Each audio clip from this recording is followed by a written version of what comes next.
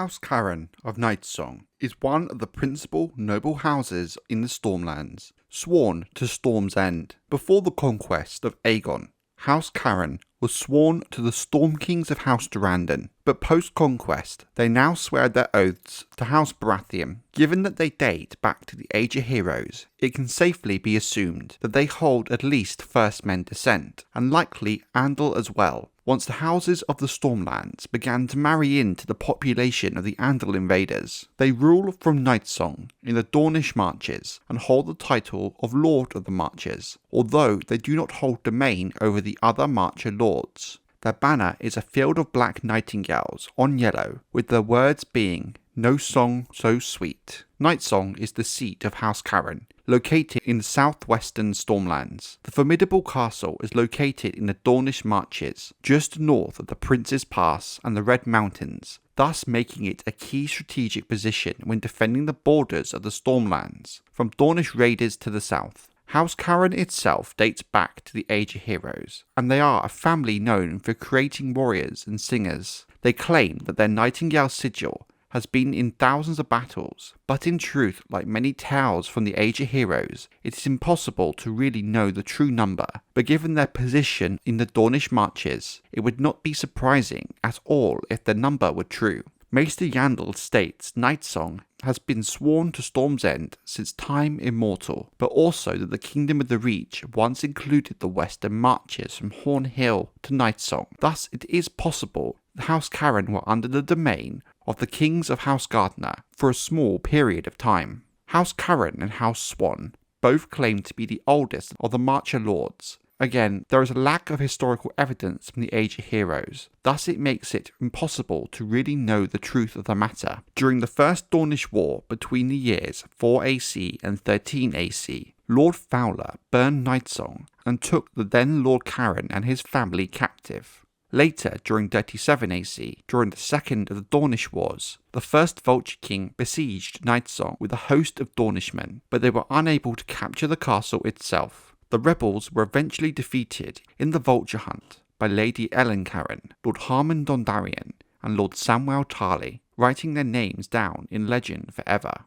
Lord Morton Caron attended the golden wedding of Dowager Queen Alyssa Velaryon and Lord Rhaegar Baratheon in 49 AC, and considered the young boy king Jaehaerys I Targaryen to be cautious and shrewd, and was hopeful of his future rule. After the Targaryen civil war, known as the Dance of the Dragons, Lord Royce Caron was chosen as one of the regents to King Aegon III Targaryen. After the Hour of the Wolf, lords and ladies from all around Westeros came to King's Landing to assist in the coronation of Prince Aegon the Younger and his marriage to Princess Jaehaera Targaryen. Royce's daughter, Lady Elenda, had given birth to a son 7 days after the death of her husband, Lord Borros Baratheon of Storm's End. Lord Borros had wished Elenda to name their son Aegon after King Aegon II, but she named him Royce after her father instead. Weakened by the delivery of her son, the newly widowed Lady of Storm's End could not travel to the capital.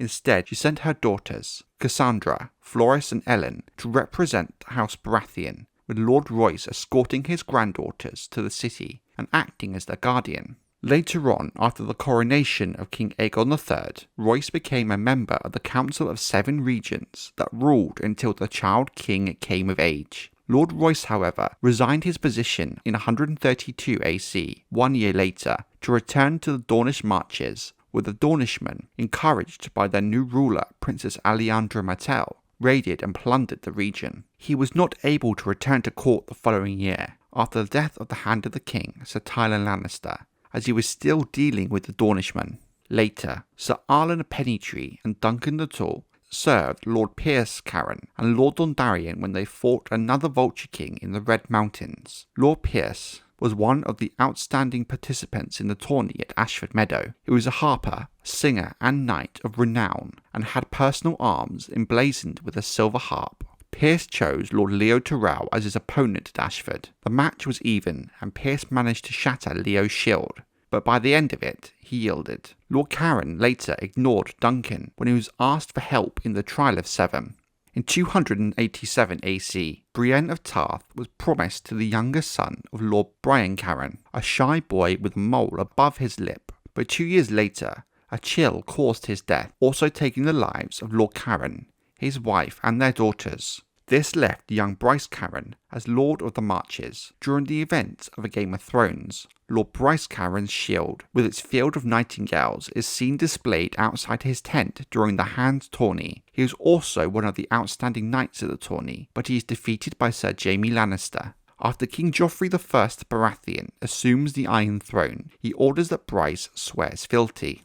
But during the events of A Clash of Kings, along with most of the other Stormlords, Lord Bryce declares for Renly Baratheon at the onset of the War of Five Kings, and he is named to the Rainbow Guard of Renly, being known as Bryce the Orange afterwards. Lord Caron's nightingales are seen by Catelyn Stark in Renly's camp at Bitterbridge. During the feast, he goads Sir Robar the Red into juggling daggers. After the failed parley between Renly and his brother Stannis at Storm's End, Bryce is given command of the left in the coming battle. Bryce turns to Stannis, like many of the Stormlords after Renly's death. He accompanies him to parley with Sir Courtnay Penrose, where he offers to fight Courtnay in single combat, but is ultimately rebuffed. He advises Stannis against having Melisandre present for the upcoming attack on King's Landing. During the Battle of the Blackwater, Bryce is slain in single combat by a one-eyed knight, Sir Philip Foote.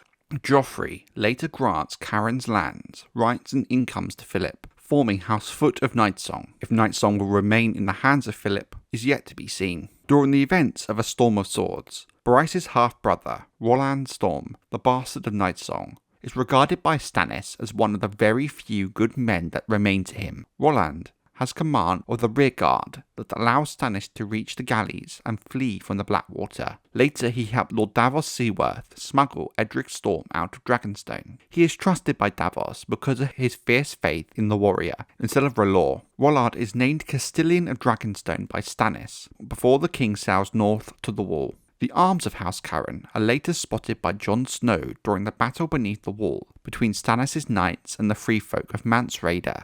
After the battle, Stannis sends word for Rolland, obsidian mined at Dragonstone. Melinda Caron becomes a widow when Lady Stoneheart and the Brotherhood Without Banners hang Peter Frey. During the events of A Feast for Crows and A Dance with Dragons, Rolland continues to serve Stannis' cause by holding Dragonstone in his name. His fate after the fall of Dragonstone is unknown as of now, and until the Winds of Winter releases, this is all we currently know of House Caron.